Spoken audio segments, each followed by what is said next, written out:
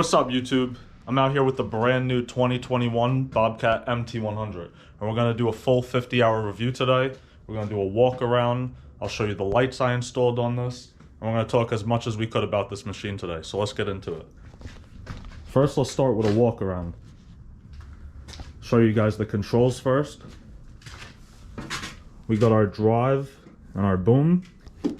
You got your throttle, which is on a cable. It's not digital, which is great. These are analog displays. You got your temp, your fuel, and your battery, which is great that it's analog. I don't like digital really. You got this button here that will help drop your boom back down if you ever run out of fuel or get stuck with the boom up. You hit this, you hit your boom at the same time, and it'll drop you back down. You have your hydraulics here, which the detent's on the floor to lock it in place. And that's good for a grapple, a push broom, anything you have. We have our parking brake here. I got my switches for the lights, and you got 2 extra switches here I could still use. We got our cup holder. You got like a phone or a tool little holder right here. We got pads for trying not to get banged around too much when you're on it. They're not really too soft. You got your plate and stuff. We'll talk about the back in a little bit. We got our 2021 graphic kit here, which is pretty cool. They got the nice 3D look to them. I think that's pretty awesome now that they switched them up. You can see this one's got a little bit of a depth to it also. This is the narrow track model, so we have the 7-inch tracks on this one. The wide track I believe comes with a 9-inch track. Got our counterweights down here.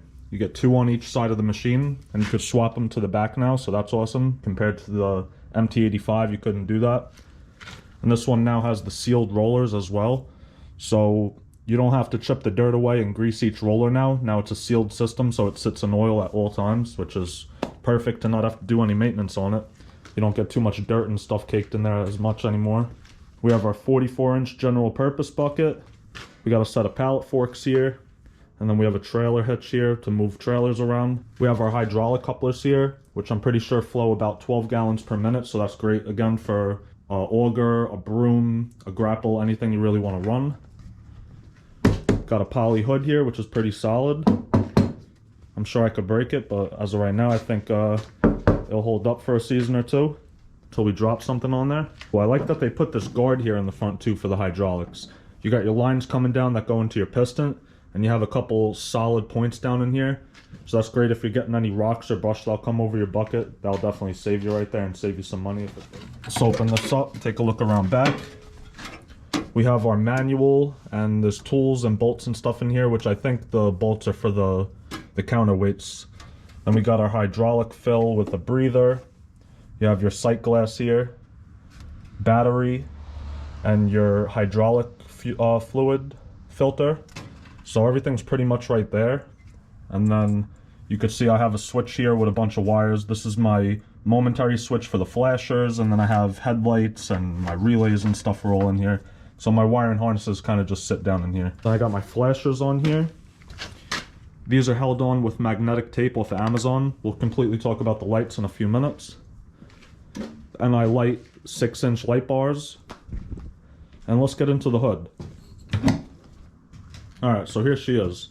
We got the 24 horsepower diesel Kubota motor in there.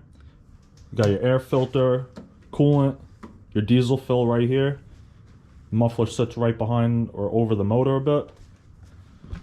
What I think is great is it has these access ports down here. So this is for doing your fuel filter, and if you run out of fuel, the priming bowl's in here.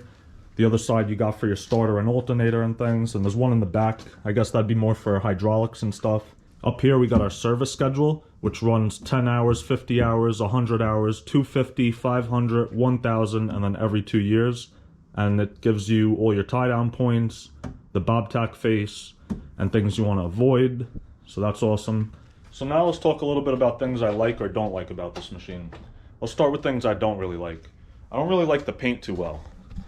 I think after 50 years, Bobcat should actually change the color of this paint, but it doesn't seem to actually be a heavy-duty paint. You can see there's a lot of rust in here. I got rust down here, which, yes, is from my chains tying down to the trailer, but still, areas like this I have never even used with a tie-down. So things like this shouldn't be rusting out. You got little rust chips here. We got a rust spot around back over here. So I mean, things like that after 4 months and only having 49.9 hours on this machine, I feel like it shouldn't be rusting yet. That's definitely not great. But other than that, there's really not a lot to complain about with this machine. Something else I'd mention is the fact that these pads back here, they're not actually padding. It's pretty solid, so they could have put a nicer pillow or something there, you know, something. When you're getting bumped around, it does actually hurt. Alright, so something else I don't like about this machine is not actually Bobcat's problem. It's, I guess, where I bought it at Bobcat. They cut the notches out here on the hood, and there's one here, and they didn't come out perfect. I also don't know why they got notched out. I feel like from the factory it should have been built to just open properly, but I'm not too sure. Maybe they had a problem or something there. But other than that, there's really not too much to talk about bad things about this machine. I haven't got the machine stuck or haven't found something it couldn't lift up that was too heavy for it. So far this machine comes out and performs and operates every time the way it should. It starts up right away. And that's really what you want when you're buying a brand new machine, so that's great. But we're going to put it in for our first service soon. It's got 50 hours on it, so that's our first oil change, and they're going to check over the whole machine. And then from there I'll take over. I'll do our oil changes and any kind of maintenance and fixing things that I could handle. And if I can't handle it, it's going to go right into Bobcat. So now let's talk about things I do like with this machine. I like the fact that there's no sensor on this plate when you're standing on it. So you could be working on the machine and then get off and still operate your machine, your boom, anything you have to do. I find that great because then you could come around the side if you need to look better at what you're doing. Maybe you're in a tight area back here. And that's great. You could operate off the machine. Something else I like about the machine, I mentioned earlier, I like that they took the time to put that guard there for your hydraulics. I mentioned earlier I like the graphics. Definitely gives it a great look. I also like that they added all these handbars up here. I'm not too sure about the MT85s and stuff. I never really operated those. But this has a really good bar that you could hold on to. And then, of course, around your controls, you have plenty of room to hold on. I like that. It gives. Alright, so there's some good and bad things about the machine. I don't really have too much to put out there because it only has 50 hours. I haven't broken the machine. I haven't had to do any maintenance, no adding of oil, no adding hydraulic fluid. So nothing too bad. But I also haven't had too much time to do any crazy work with it. It's only been out and done snow and a little bit of gravel driveways, and then we've played around in the backyard plenty with it. So there's really not too much I could say I've done with it. So the good things I'm sure will just get better as I go. But as of right now, I don't have too much to say about it. But let's get into the lights of this. I have these 6-inch light bars from NI Light off Amazon. They were about $15 a piece, so you got $30 here.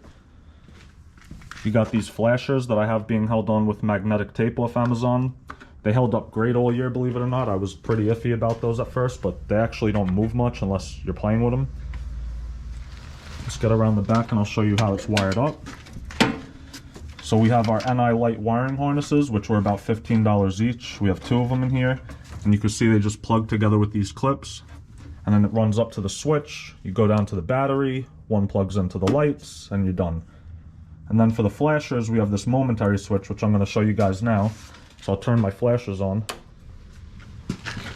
and you can see they're going crazy. So then you just hit the momentary switch, and now there's 18 different patterns these lights have, and I could flip through all of them. So that's cool for snow plowing and stuff. It's great to let people know where you're working when you're working at night. So again, those were like, I'd say those were about $3 or $4 a piece, and I picked up a 10-pack of those, and then the tape I bought off Amazon. So it was really all about under $100 to get the lights up on it, and then me and my friend just came out here and did it one day, so it was no big deal. Very easy. Alright, so we talked enough about this machine. Let's get it outside now. We're going to go do a cycle test. We're going to see how fast the bucket will come all the way up, dump, and then drop back down.